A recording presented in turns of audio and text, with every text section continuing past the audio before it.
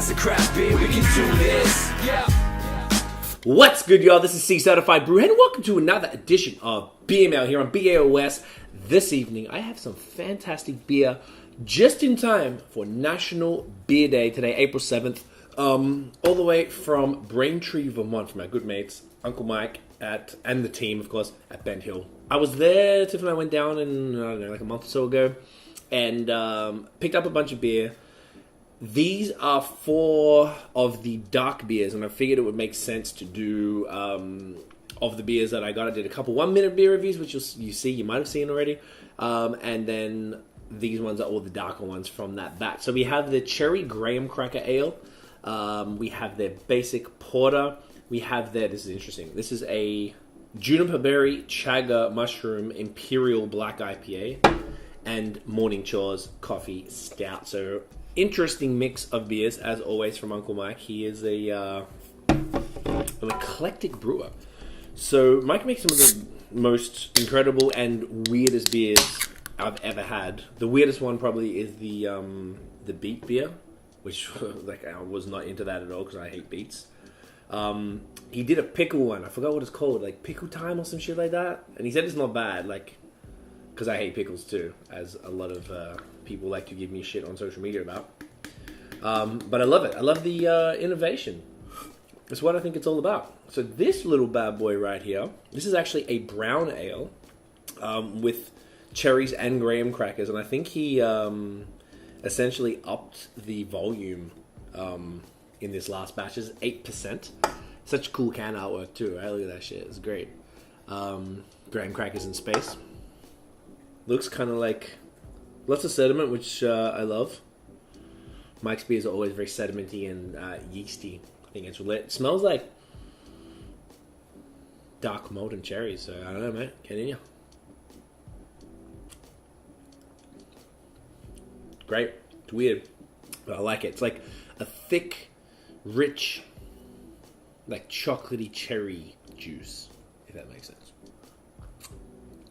Sweet, but not overly so. Definitely nice and balanced. Super crushable, soft carb. Not tart or anything like that, which you would expect or you could get from the cherries. Yeah, just an interesting brown ale. It's really hard. I've never had anything like it. I wonder what character the graham crackers give to this than, you know, like, aside from any of the other malts or cereals. I'm sure there's probably something. Can't particularly tell, personally. It could be something in there, if, maybe, but either way. Solid beer. Next up, Basic Perfection Porter. So, brewed with chocolate malts, crystal malts, pearl malt. That's it. 8%. It's actually pretty damn big for a basic porter, eh? Uncle Mike, huh? Mike's coconut porter is probably my favorite porter of all time. So, out of these 4 beers, by the way, this and the next one are the 2 beers I have not had before. But I love porters. It's an interesting style because it's almost like, well, what's the difference between this and a stout? The stout we're about to drink shortly is 7%, and this porter is 8%. So it's kind of like, well, what defines a porter and a stout? I don't know. Maybe someone can tell us. So, great head, wicked color. It just smells like a porter. So there's something about the difference, I'm sure, in the recipes. Maybe any of the brewers will be able to correct me here, but get in here. Fantastic. Doesn't taste boozy. Super dusty, like that real, like, dusty graininess. Chocolate malts, bitter. It's quite bitter, actually. Which is kind of normal for a porter. A little bit sweet as well in there. Super crushable. Like I said, does not taste 8%. You're not getting any booze heat or anything like that, which I really appreciate. Sign of a well-made beer. Yeah, man. Bitter espresso. It's almost like there's coffee vibes in there, and I definitely know there's no coffee in this one. But I'm definitely getting a nice, the coffee bitterness specifically in there. I really enjoy that. Super balanced, fantastic beer. Now this is called Gracious Thoughts, the Juniper Berry Chaga Imperial Black IPA. So it's brewed with organic juniper, wild chaga mushroom, and generously dry hopped with Citra Mosaic. So my boy Rob, shouts to Rob, said this kind of tastes like a, what do you call it? A hoppy brown ale? Something like that. Oh wow, it smells like Citra Mosaic. Heavy. I love black IPAs. I think I've talked about this before. One of the most underrated styles going. Just not enough people do them. And they, when they're done right, oh gosh, they're fire. So, great color. Definitely, you can tell it's poured a lot lighter than the porter. Like even if you put them side by side here. Maybe it's not so much on the camera, but looking at them, I can definitely tell this is like a much more bubbly head, whereas the porter has like a nice tan kind of head. Like I said, it smells like tropical fruits. Put it in you. Wow. Interesting. So there's an earthy vibe, which apparently is what the mushrooms give. I really don't like mushrooms, but Mike said it just gives it that earthiness, which I'm definitely getting. Super, super fruity. Damn. With the dark malt, so kind of like a... It's got that black IPA vibe about it, of course. But there's something like... There's like a twang to it, like a twist.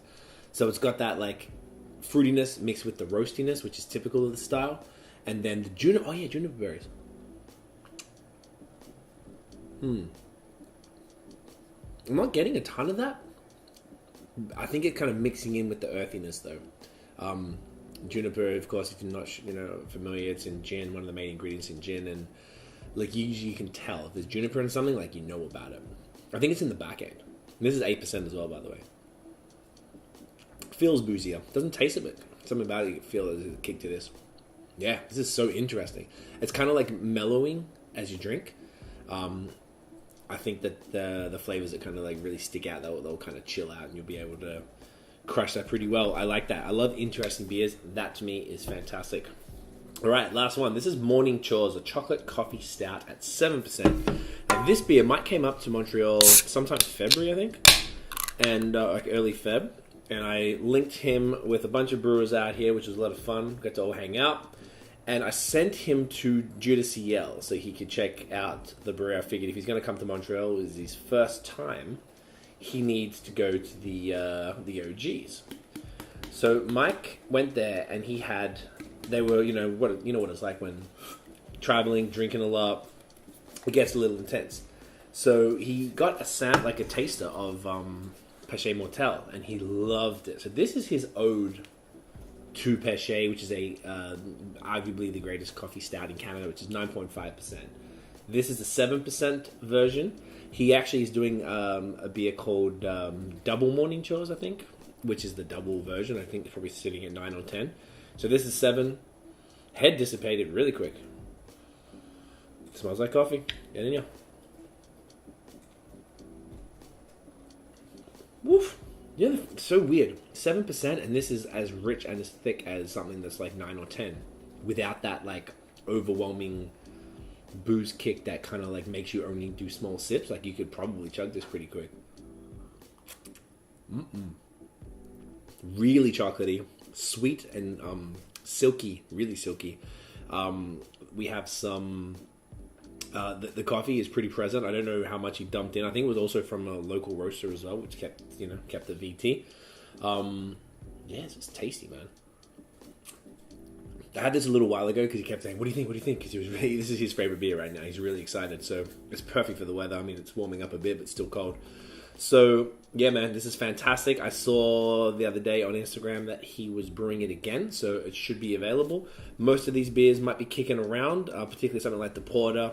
The Gran Crack Ale, he brings that back intermittently, and I've never seen Gracious Thoughts before, so hopefully that's still around. Definitely worth getting that.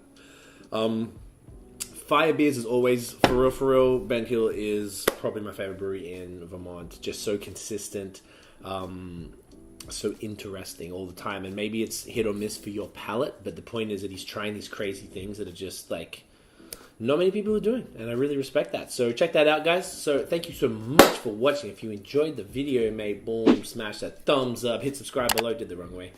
Hit the notification bell. Ding. Threw tip over there. So you know when the new drops. Follow us on social media at BAOS Podcast, and check out the long form audio, Spotify, Apple Podcasts. We're going to Ottawa in a couple weeks, and we've got 4 podcasts lined up there. It's going to be an intense few days, but we do it for y'all. That should be fun. Haven't been to Ottawa for 2 years since the CBAs in 2017. So that's pretty bad of us, but we're making up for it. So that is it, guys. Thank you for watching. I hope you enjoyed it. We'll see you in the next video. And as always, get it in ya.